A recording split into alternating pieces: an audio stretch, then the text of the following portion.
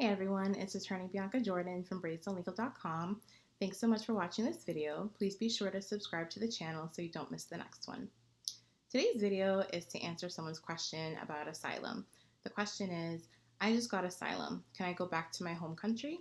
The answer is no. If you're granted asylum, you cannot go back to your home country. When you're applying for asylum from the United States, you're saying that you would suffer persecution or torture, or that you fear that you will suffer persecution or torture from your home country on the basis of your race, religion, national origin, sexual orientation, membership in a particular social group. So you can't then go back to your home country after you've been granted asylum, because then you don't really fear going back to your home country.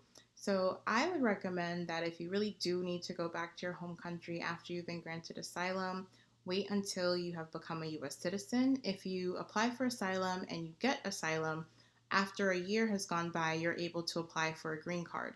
At that time, you could technically go back to your home country, but I would recommend that you do not go back to your home country after you've been granted asylum until you become a U.S. citizen.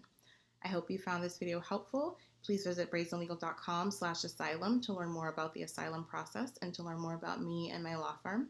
And if you have any questions and you'd like to book a consultation with my office, you can call us at 508-942-7497. And please don't forget to subscribe to the channel so that you don't miss the next video. Thanks so much for watching.